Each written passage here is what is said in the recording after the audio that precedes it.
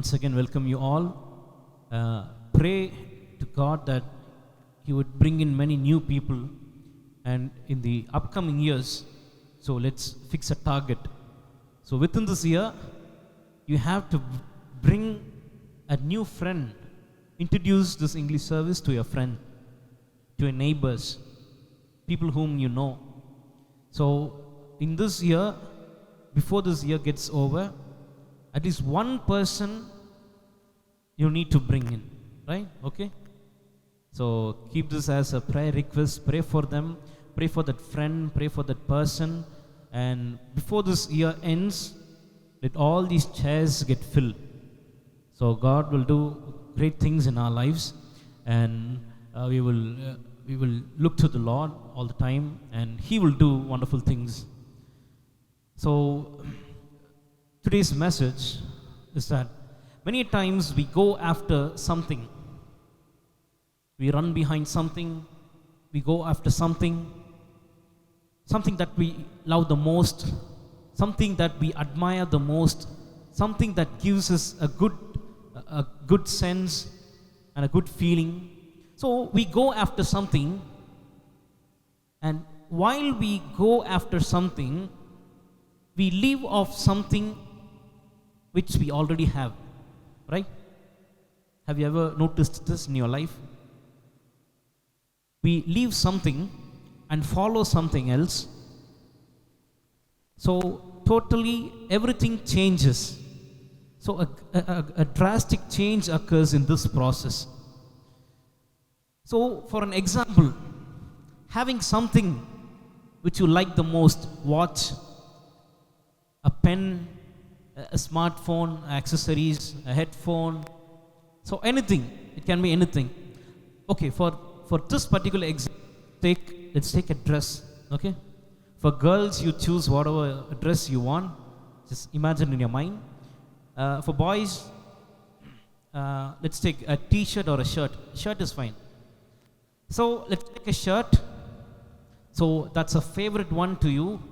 So you just wear it very often, and that's your favorite t-shirt or a shirt, anything. So, while picking up a dress in a store, so it involves a huge process, right? So once you find a design on the internet, or a design or the pattern on the internet, or your friends are wearing that same color or design that you have in your mind. So what you do, actually people does, is that people do lot of research, right? So once a favorite shirt is there, once a favorite dress for girls is there, you will do lot of rich research on that. So where will I get this? How can I get this? So what budget is this? So can I get this very soon, or can I get this for my birthday, for Christmas, or for New Year, for Easter? So lot many preparation works will be going on in your mind. So the process of getting that t-shirt would be higher and higher. The efforts for getting that shirt would be higher and higher. The efforts for getting that frock or anything, that would be higher and higher. So you go to many shops, right? So nowadays online shoppings are comfortable for many people. But for people at my age, we prefer to go to the shop directly, because it gives us good feeling. In online, everything comes online, right? So whether paste or whether oil, vegetable, egg, everything comes in online. So I personally prefer to go directly to the store and get things, because it will be a change of mind. So we will see new faces, we will see new things, new products on the market.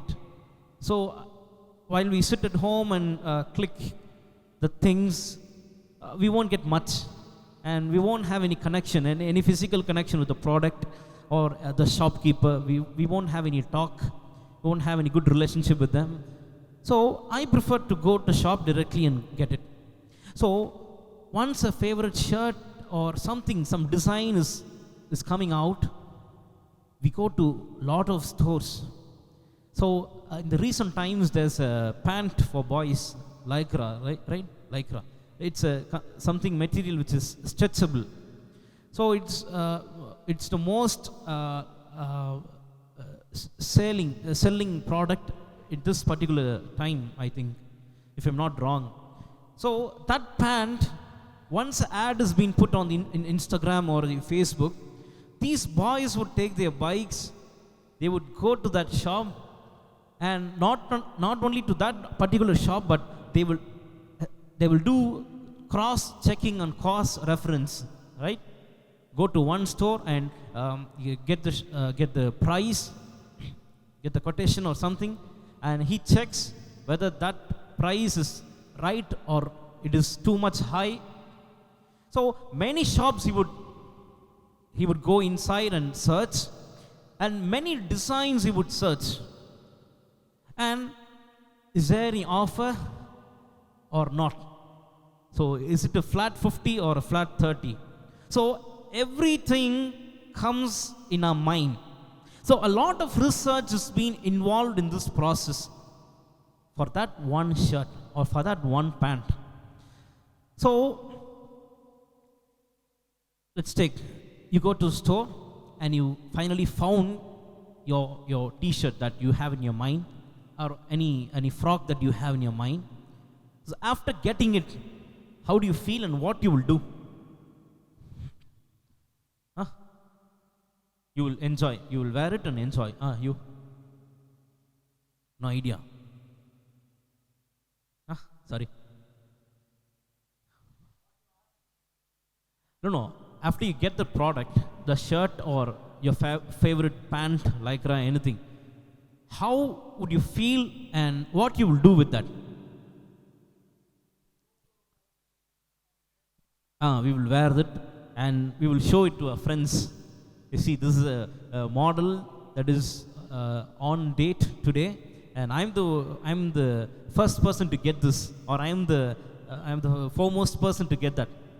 So we feel so much happy, and not just telling to our friends, not just feeling happy, but wherever we go, if it is a favorite shirt or a frock, we will wear it anywhere, everywhere, right? For shopping, we will wear that same shirt or same frock. If we go to any mall, we will wear that because it is comfortable, because its design is so much attractive to us. So any function, that same shirt. So any get together, same shirt or frock. So any trip or any outing with your friends, same shirt, same frock. And coming to church, if it is your favorite dress, again same shirt and same frock, right? So in other occasion, let's take,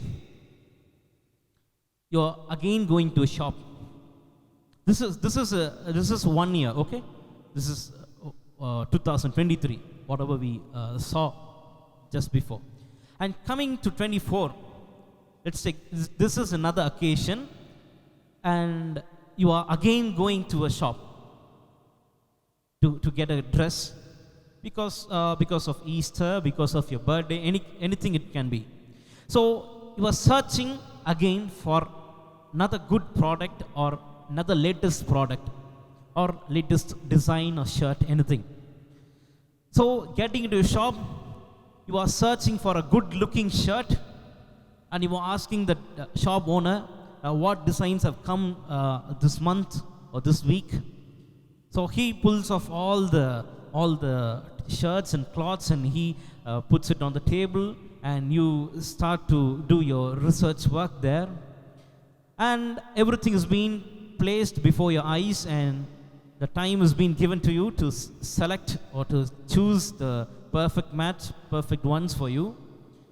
So you have found one at last, this time also.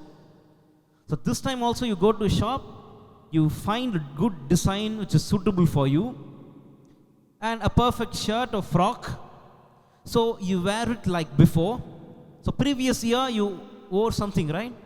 This year also you got it, and you are now making a trial out of that, and you like that the most, and you take it back home. What you will do now?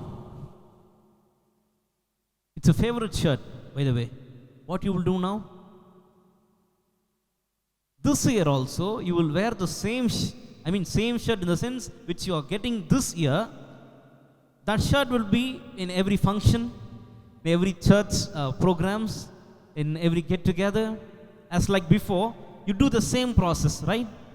So this is what something which every youngsters do, and many elders also do this. If they like some shirt or pant or anything, they will wear it till the shirt is torn, till the pant is being torn. They will wear it. So now you bought a brand new shirt or skirt or any frock or any dress. But what happens to the old one? Sorry?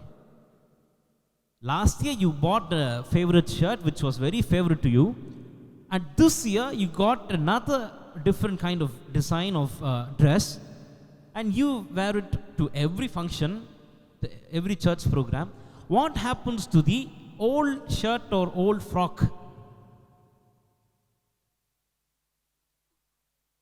It will be in another place somewhere.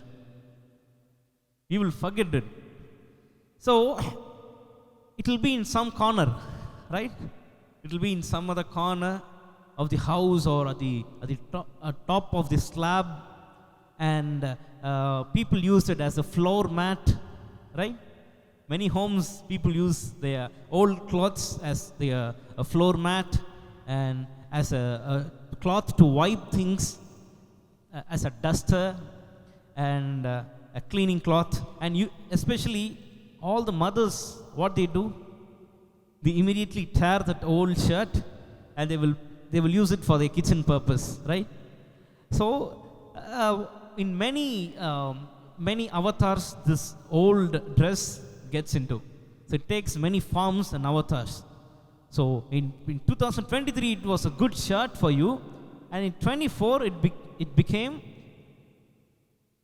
a cloth which is used for wiping, as a floor mat, as a kitchen cleaning material.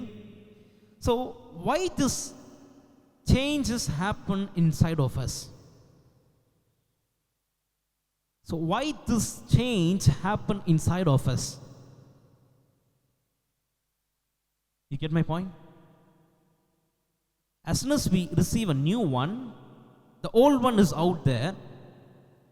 What happens inside of us? What made this difference?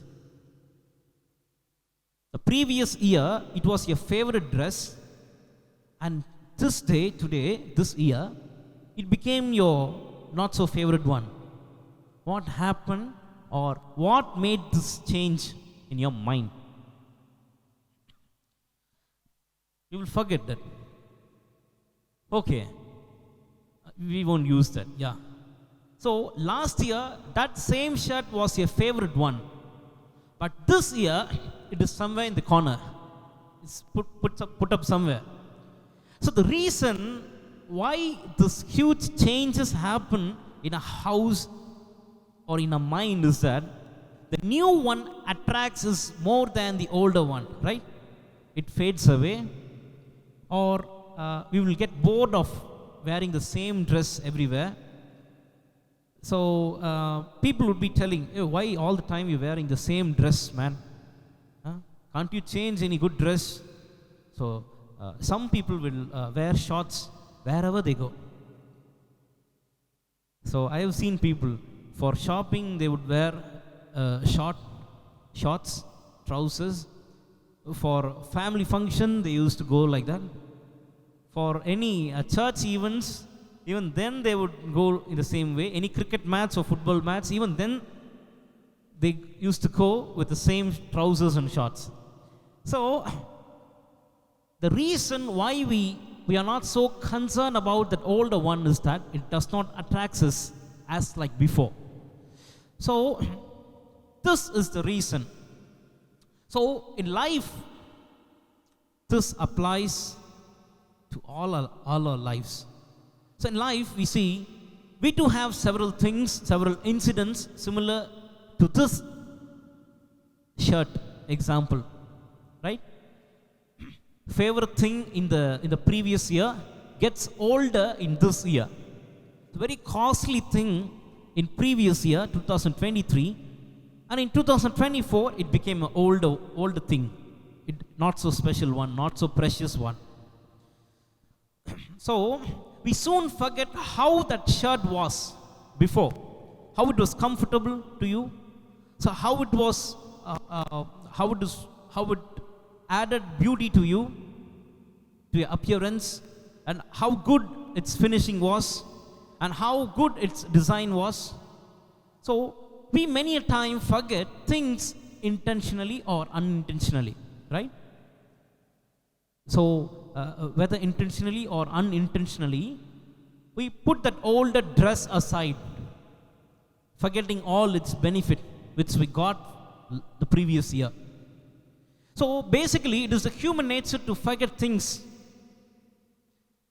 as he or she gets adopted to the new one, right?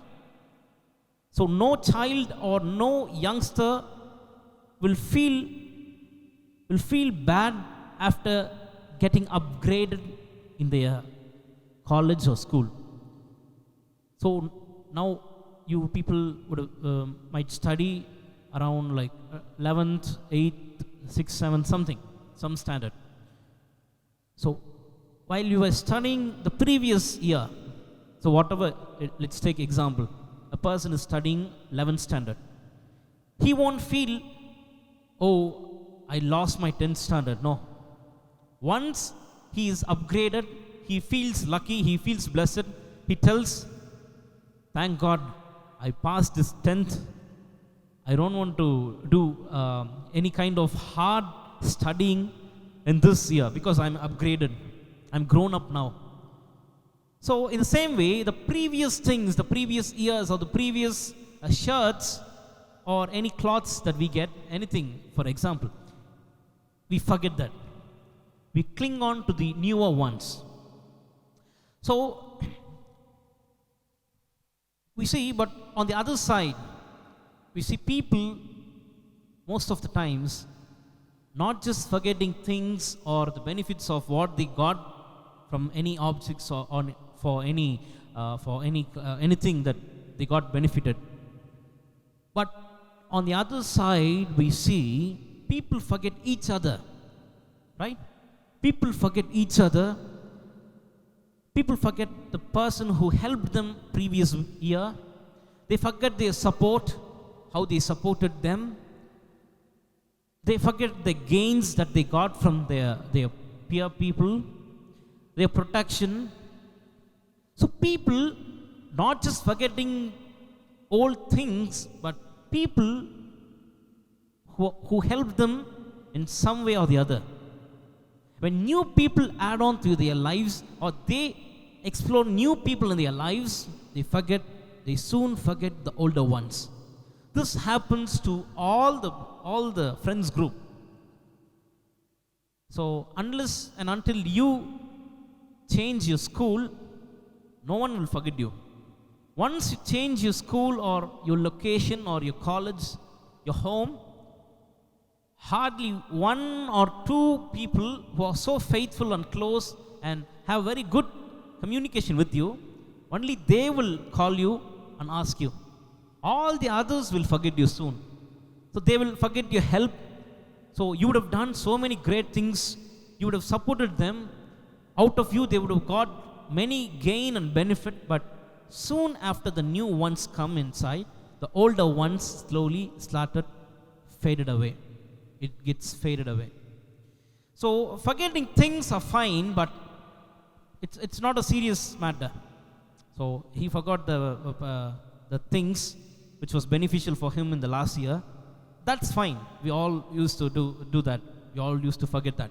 But forgetting people who helped us in our lives, in our upliftment, so that is bad. So we can take examples from our own lives, from our own friend's life. So once a friend who was so close to us, but now he is very far away from us. Once he was eating with us, now he is far away from us. So how do we feel? So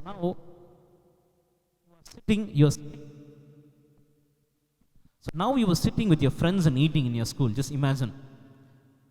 And after a few days, he's eating alone. He has his own group. He has his own gang. He forms a team, and you're left all alone, and they are enjoying. How do you feel? And also, he has got benefited out of you. You have helped him so much. How do you feel now? How do you feel? You have helped him in every situation. You have given your best to him. You have taught him lessons, and he has so close connection with you previously. But all of a sudden, he goes to another batch, another set, leaving you, forgetting you, and he has his own lunchtime with other good people, other new people. How does it feel for you? Feel angry, feeling hurtful. That's a sad moment. That becomes a sad part of our lives. So when people use you and soon forget you, so it feels so much broken, heartbroken. It hurts you, right? You feel like left out. You feel like, am I useless to them? So you will also feel that, see how I have helped that person, and he has got many benefits out of me.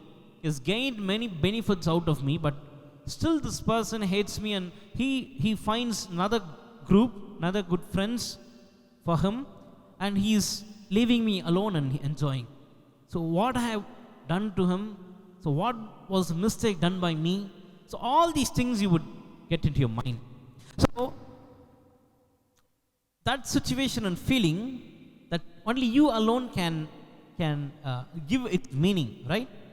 I cannot sense your feeling. I can understand your feeling, but I cannot sense it. Only the person who goes through such sad moments, they will understand and they will feel heartbroken. So we getting rejected by others is bad, and we get hurt. That is bad, gives us an unforgettable memory. But in our spiritual life, how bad and worse it is to forget our God. Can you get the point? So we complain to God, Lord, this person has left me, and I was so close to this fellow, to this girl, but she left me, and he left me, and he joined another gang, and I am all alone, left out, feeling so much left out, Lord. So there is no one behind me to support me, to talk to me. So we feel so much bad, so much heartbroken, right? So in our spiritual journey, how worse it will be for God when we forget Him. In many parts of our lives, as soon as new thing comes inside of our lives, right? New people come inside of our lives, we forget God. So as a earthly being, we ourselves have so much feelings towards people who left us, who forgot us. Think of God who created us. How bad He will feel, right? How heartbroken He would feel. So people forgetting us makes us so much down. Same thing for God. When we forget God, He also feels so much heartbroken, and He also feels so much bad. He will think, what bad I have done to this fellow, to this person, to this child. He's just going to some other thing, following some other thing. So out of me, he has got so much goodness I have poured in his or her life, but see, Now he is running after someone, running after something else. So we forgetting God's promise. Oh, how worse it is, right? At times when we have a new life, new dimension, new people coming in our lives, so we soon forget God's promise in our lives. We soon forget God's benefit in our lives. So we soon forget His goodness and His love in our lives. So forgetting His help and His guidance in our lives. So how hurtful it will be for God. Just imagine this. So always look from the God's perspective. When we look from the God's perspective, you will realize how God feels for us. So many times we forget God and move on in life without Him. So we keep on going, leaving God somewhere else, as like the old cloth, old shirt. So somewhere He will be in our lives. So new thing comes in our lives and we soon forget God. When someone new comes in our lives, we soon forget God's love. So many other things happen. So today, we will see a similar kind of incident from the Bible. So John chapter 21, requesting you to open, to turn your Bibles to John chapter 21, verse 1 to 9. I read it for you. John chapter 21, verse 1 to 9. Afterward, Jesus appeared again to His disciples by the Sea of Galilee. It happened this way. Simon Peter, Thomas, also known as Didymus, Nathanael from Cana in Galilee, the sons of Zebedee, and 2 other disciples were together. "I am going to fish," Simon Peter told them, and they said, "We'll go with you." So they went out and got into the boat, but that night they caught nothing. Early in the morning, Jesus stood on the shore, but the disciples did not realize that it was Jesus. He called out to them, "Friends, haven't you any fish?" "No," they answered. He said, "Throw your net on the right side of the boat and you will find some." When they did, they were unable to haul the net in because of large number of fish. So this is what today we are going to meditate. So the background of this, we need to understand the background of this. As I used to tell every time, once you read a passage or a chapter, you need to go to the previous chapter, what this chapter is telling us. And only then you will be able to connect that previous chapter and this chapter, and you will get an understanding out of it. So we see in chapter 19, it says about the crucifixion of God. Crucifixion of Jesus. So how brutally Jesus was beaten up, how He was carried to the cross, how He was nailed to the cross, to that beam, and we all know that. So the death of Jesus later happened after the crucifixion. After a lot of suffering and struggles and pain, Jesus now, He dies on the cross, and His disciples and few other people helped Jesus' body to get down, to be brought down. And we see at 3 p.m., around 3 p.m., Jesus breathed His last breath and said, "It is finished."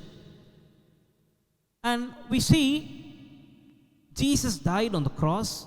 They brought His body down and they buried His body in a tomb. Right? You know the story? It's a familiar one, and you should never tell that I don't know this. So you won't tell that. I believe that you all know this incident. So the crucifixion of Jesus, the death of Jesus, and the burial of Jesus. So everything is done, and Jesus' body is being kept in a tomb, and 2 soldiers have been kept to watch, to guard the tomb. And in chapter 20, we see Jesus, he rose from the dead on the third day. And the 20th chapter, we see an empty tomb. So in a tomb where Jesus' body was kept before, now that tomb did not have the body of Jesus. So the tomb is empty, all alone. So nothing is there inside.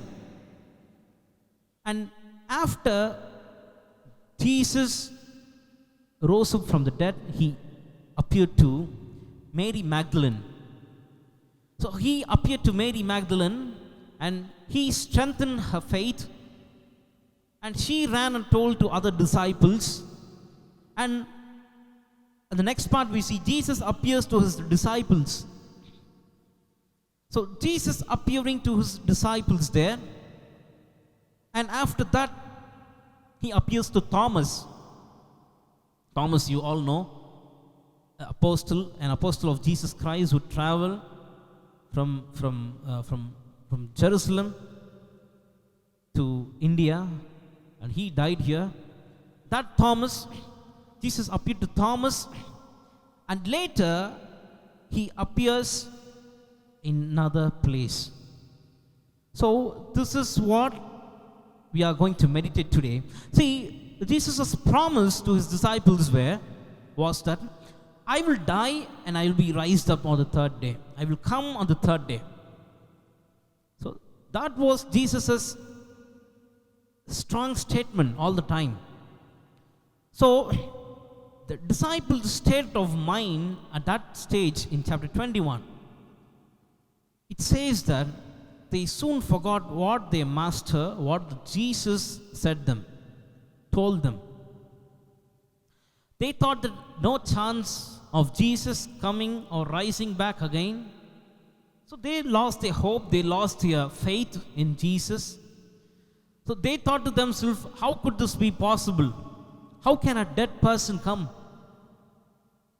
So though they traveled with Jesus, after the death of Jesus, they thought to themselves that this is the dead end.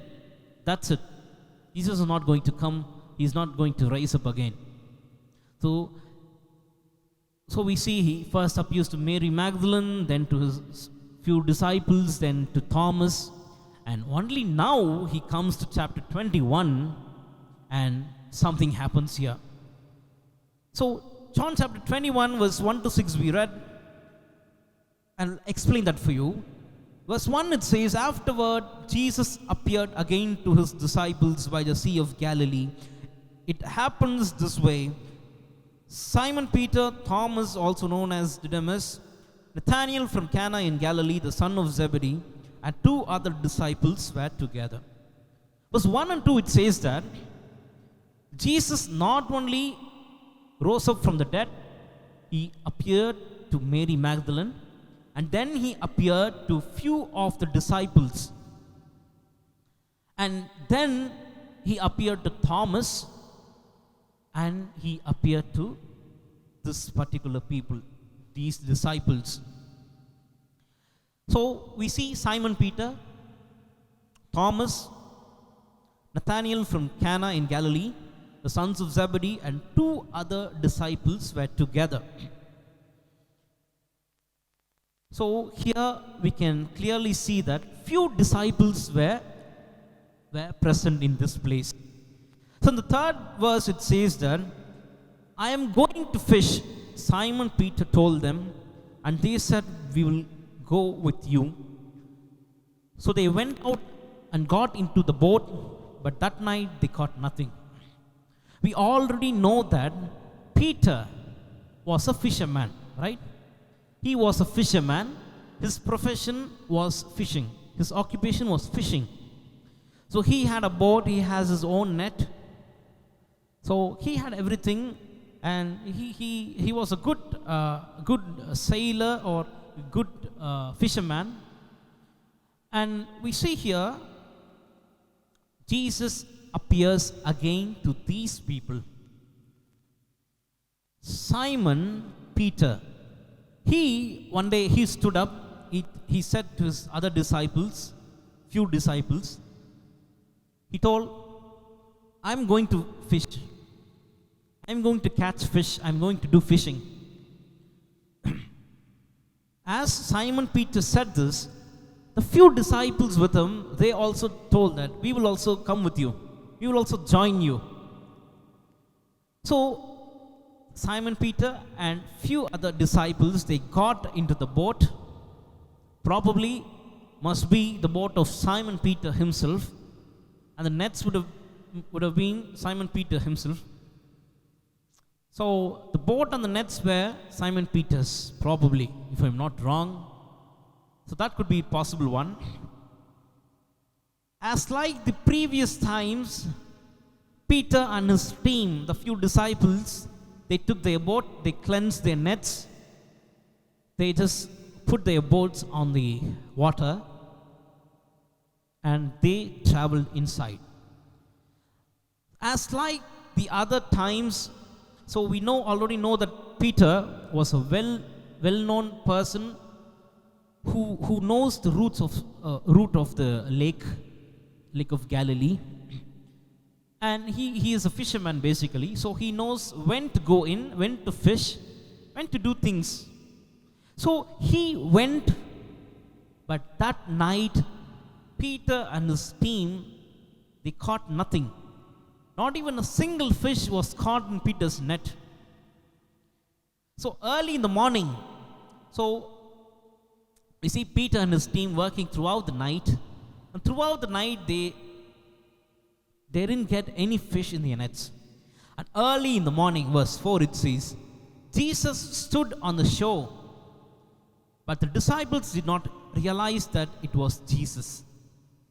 So Jesus, he saw that these few people were not convinced yet.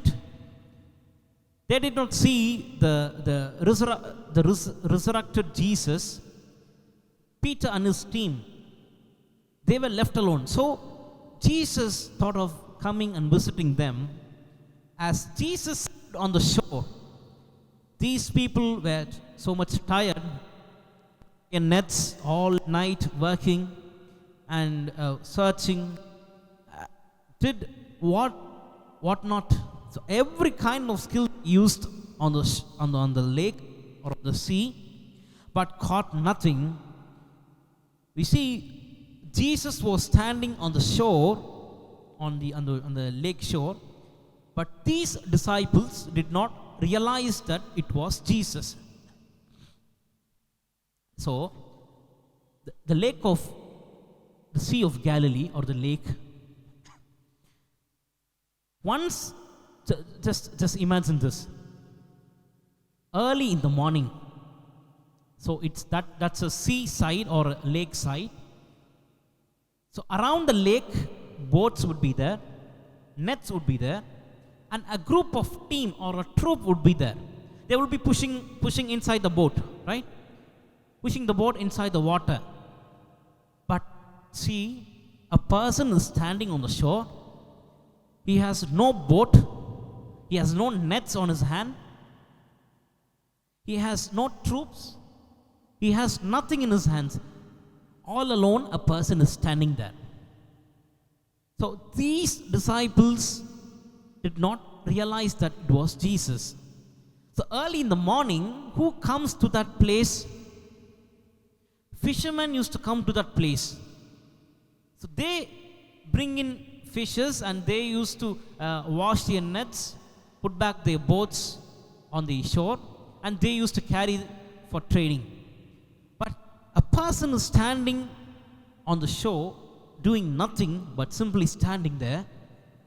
The disciples did not realize that it was Jesus. So verse 5, it says, he called out to them. Who? Jesus called out to his disciples. He said, friends, haven't you any fish? Which is that, friends? So no fish today? So there is no fish in your nets? Did you not catch any fish today? They answered back, see, no. Just no. The verse says that. No, they answered. Again, Jesus speaks here in verse 6. It says, He said again, throw your net on the right side of the boat and you will find some. So see, first time Jesus calls from the shore and he speaks to the disciples, Peter and co. He tells, friend, you did not get anything today? And they answered no. First one. And again Jesus speaks to them. He talks to them. Throw your net on the right side and you will get it. And you will find some. As Jesus said, these people did not realize that there was Jesus standing there, but they somehow obeyed or accepted it, or they just tried, and they were unable to haul the net in because of the large number of fish. Without even realizing that it was Jesus, they just simply put their nets, and the nets just caught so many big fishes that day. So we see a great miracle happened there from verse 1 to 6. It's a beautiful verse. So before that, when Jesus appeared to his disciples in chapter 20 verse 19, so many things happened there. Many things happened, and lot of things happened in between these verses. And then finally Jesus found these fellows who tried hard but struggling to catch even one fish, and he helps him with his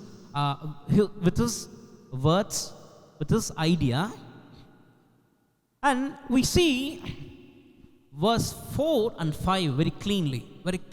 It says, early in the morning Jesus stood on the shore, but the disciples did not realize that it was Jesus. Verse 5, he called out to them, friends, haven't you any fish? No, they answered. See, two important things here.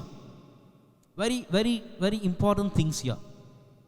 First, Jesus was standing. These people did not realize. Second important thing, Jesus speaks. He spoke, throw your net on the right side of the boat and you will find the fish. You will find some.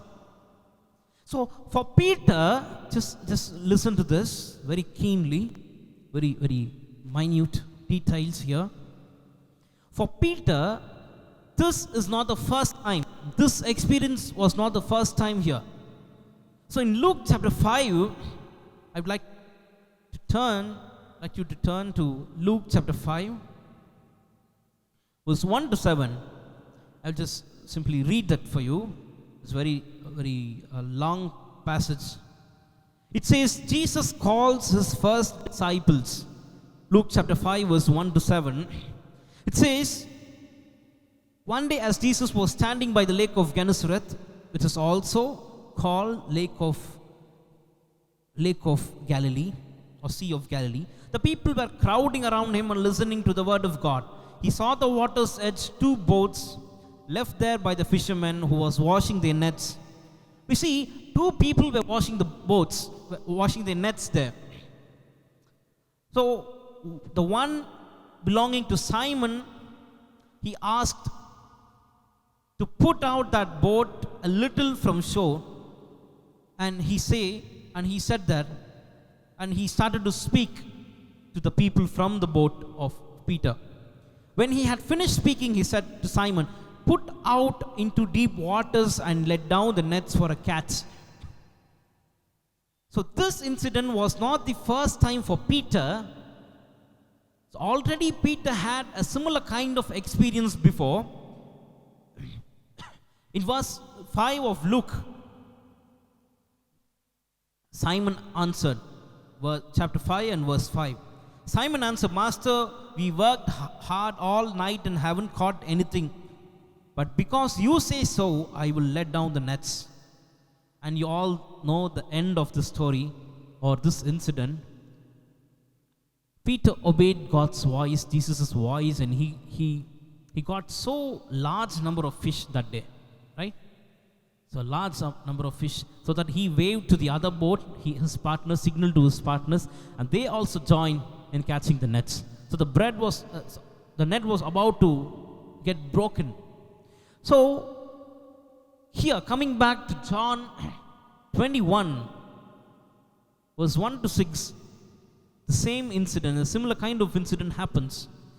That Jesus, who told Simon Peter to put his nets on the deep, was the same Jesus who rose up again from the dead. And he is the same Jesus who is again telling Peter to put his net on the right side for a great catch of fish. Also in Matthew chapter 14, verse 22 to 32, it says that, Matthew chapter 14, verse 22 to 32, it says that Jesus walks on the water.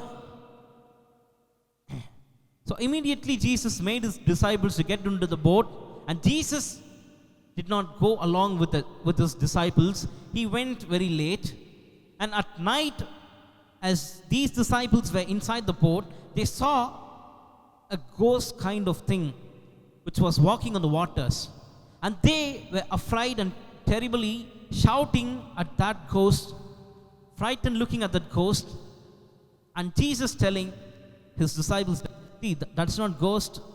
So this is not ghost. I am Jesus, your master. So nothing to fear.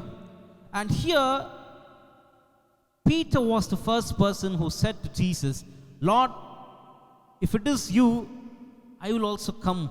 Let me come out and walk like you. And Jesus said, come out. And we see Peter walked and he failed, and again God picked him up from the waters, and he went there. So, why I told you these two incidents is because this incident is not a first time to Peter. For other disciples, it will be the first time. Peter already had two different similar kind of experience such as this, like John 21. So, two things Peter and his fellow people failed. Number one is that Peter did not recognize Jesus' appearance. So he was close with him. So supposing you stand there, I will easily find out that this action and this height, so probably this person must be. So by looking at your walk or your hairstyle or your dressing, I would probably guess who it is. So number two, what Peter missed was that Peter did not recognize Jesus' voice. You see, Peter traveled along with Jesus many places, and in many ministry, Peter was part of Jesus' troop, his ministry. So he would have seen Jesus very closely. He would have heard Jesus' voice so much clearly, but he failed to recognize Jesus' appearance and his voice. So, just an example. When you go in a bike, or you sit somewhere in a school or something, once you keep thinking of something, even a friend, very close friend might come before us. We will see that person, but we won't realize that this is a friend. Still, we keep our eyes on him. You will see him, but still our minds will be on somewhere else, something else. So, the same thing happened here. Peter looked a figure there, a man, a visible image there, but he failed to recognize his master. Okay, going early in the morning and a person standing on the seashore, a person from the sea cannot recognize or realize. Fine. But the voice of Jesus, Peter could have easily recognized the voice of Jesus, because it was not a strange voice to Peter, it was a familiar one. So, verse 7 and 8 it says, John chapter 21, verse 7 and 8. The last part is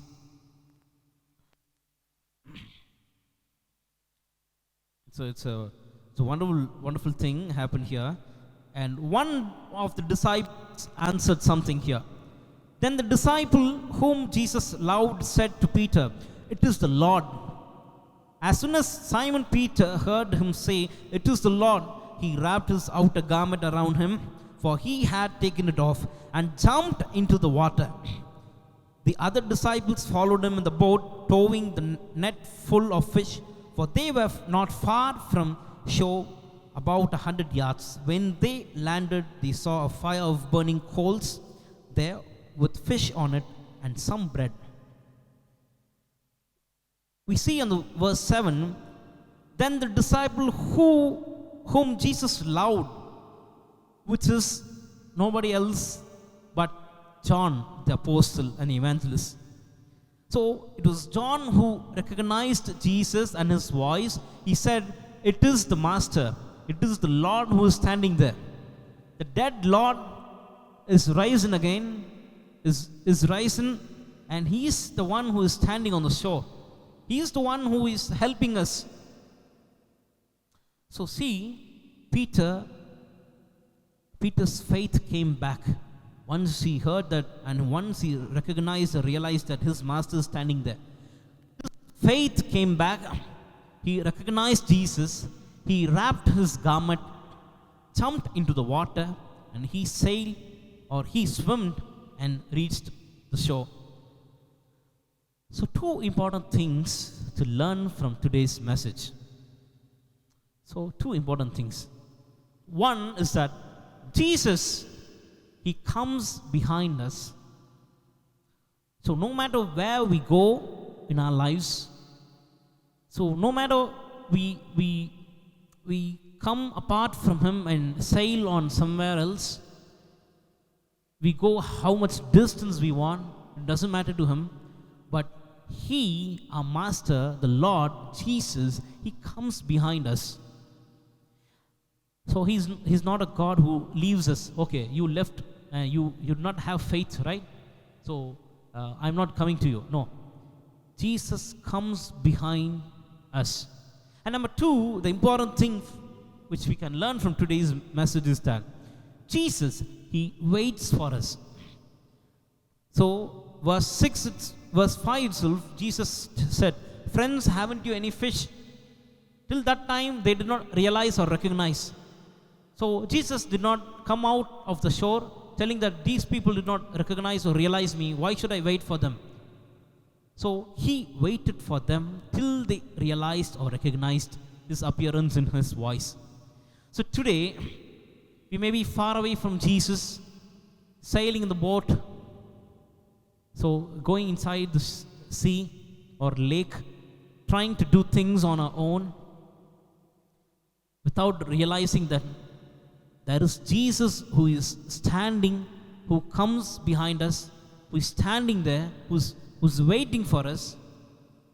So today, Bible encourages us that Jesus, he has risen from the dead, and he comes behind us. He comes behind us, and he is waiting for us today. When we recognize his appearance and when we recognize his voice like John, and we will be able to send so many people to God. So always remember that if you lose your hope or faith, so it's time to come back to God, time to realize his voice. And as Peter jumped out of the boat and reached, so if you anywhere in your life lost your faith or did not recognize Jesus or his voice, now time, and like John said, "It is the Lord." Today's message, the message tells you that it is the Lord who's waiting there, who's standing at the shore. So we will let our faith increase day by day, and Jesus has risen from the dead. He is still alive, and he hears our prayers. And that is why He has come to this place even before you have come to this place. Right? So He is so mindful of us that He wants to bless us and to reach unto us, and to make us a great testimony and a blessing to the nation. That is why He comes behind us and He waits for us. Until we recognize and realize, He waits. So now it is the time to go back to Jesus and have a new, fresh, good start. Okay? Let us look to the Lord in prayer.